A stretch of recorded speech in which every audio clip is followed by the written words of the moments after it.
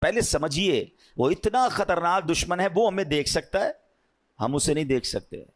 ہمیں نیند آتی ہے، وہ سوتا نہیں ہے. ہم تھکتے ہیں، وہ تھکتا نہیں ہے. ٹھیک ہے، اور اس کے بڑے خطرناک وار ہیں، اور ہم بڑے مزے سے سوتے ہیں، ہمیں کوئی فکر ہی نہیں ہوتی.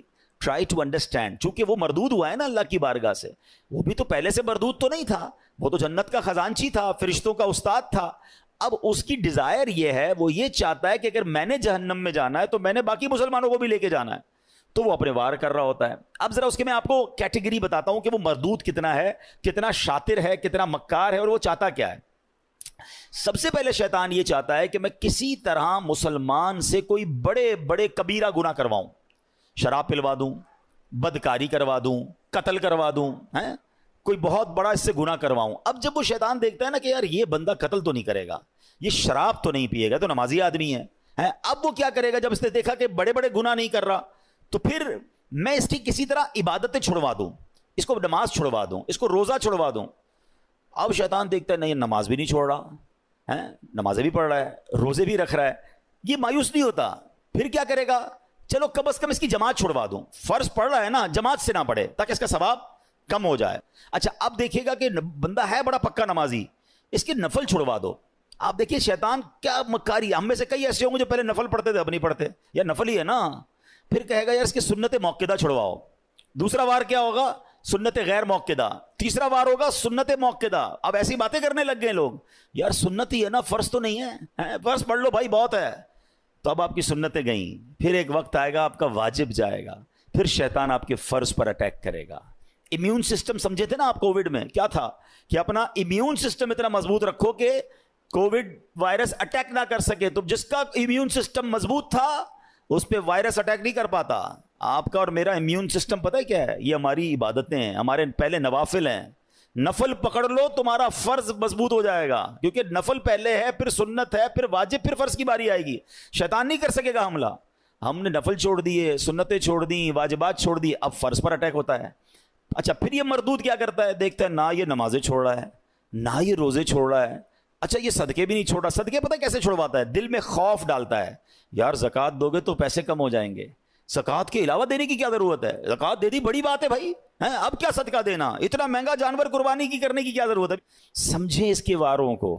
اچھا اس جا ہے نا بڑی خطرناک بات کہ میں نے روزے بھی رکھے، میں نے نمازیں بھی پڑھی، میں نے تراویاں بھی پڑھی، میں نے صدقہ بھی دیا، میں جناب عبادت بھی کروں، اور اس کے بعد میری عبادت بھی ضائع ہو جائے.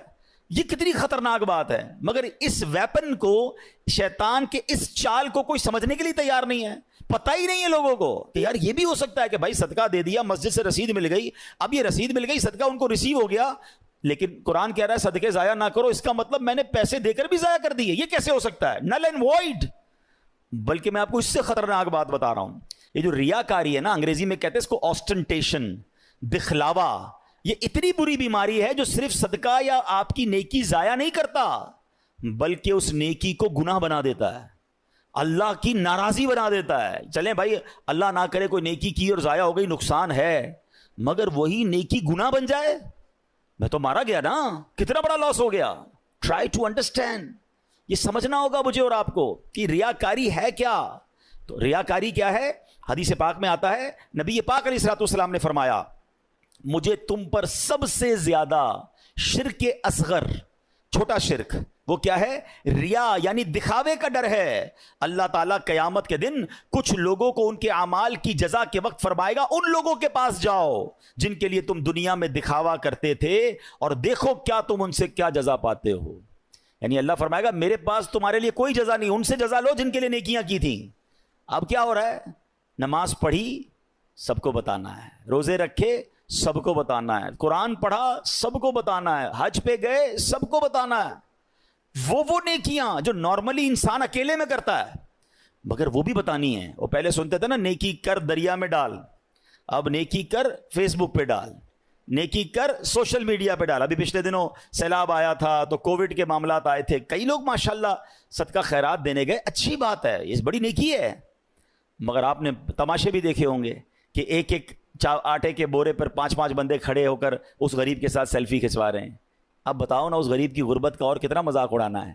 قرآن کہہ رہا ہے اے ایمان والو، احسان جتا کر، تکلیف پہنچا کر صدقے ضائع نہ کرنا. لیکن یہ ہو رہا ہے، میں نے یہ کیا، میں نے وہ کیا، اتنی پرانی پرانی نیکیاں لوگوں کو یاد ہیں۔ ویسے ایک چھوٹا سا سوال کر لیتا ہوں، اتنے سارے ماشاءاللہ نمازی بیٹھے ہیں، آپ میں سے کئی ایسے ہوں گے، بلکہ شاید سارے ہی ہم ایسے ہیں، میں بھی اس میں شامل ہوں گا، جن کو اپنی 25 سال پرانی نیکی بھی یاد ہے۔ 1990 میں کوئی حج پہ گیا ہوگا، اس کو وہ بھی یاد ہے، 1980 میں عمرہ کیا ہوگا تو وہ بھی یاد ہے، بچپن میں کوئی قرآن پاک ختم کیا ہوگا وہ بھی یاد ہے۔ یعنی عام ہمیں تو تجربہ ہے نا، ہم تو لوگوں سے ملتے ہیں، ہمارا تو حال یہ ہے کہ ہم کبھی کسی سے ملنے جائیں نا، حضرت کیسے ہیں، طبیعت کیسی ہے، بس اللہ کا بڑا شکر ہے، اللہ نے بڑا کرم کیا ہے۔ میں 1995 پہ حج پہ بھی گیا تھا تو 2000 میں بھی حج کی سعادت ملی، اور 2015 سے تو ہر سال عمرے پہ جا رہا ہوں، اللہ نے بڑا کرم کیا ہے۔ رجب شعبان رمضان کے ہم روزے بھی رکھتے ہیں، الحمدللہ تہجد کی بھی عادت ہے۔ حاجی صاحب کس نے آپ سے یہ سب پوچھا تھا؟ میں نے تو طبیعت پوچھی تھی آپ سے، اور آپ نے اپنی پوری زندگی کی نیکیاں جو ہیں 3-4 منٹ میں بیان کر دیں۔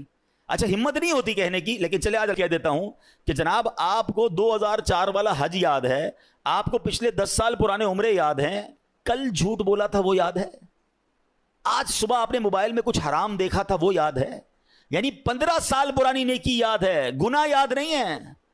یاد رکھیے یہ ہمارا سائیکل ہی غلط ہے۔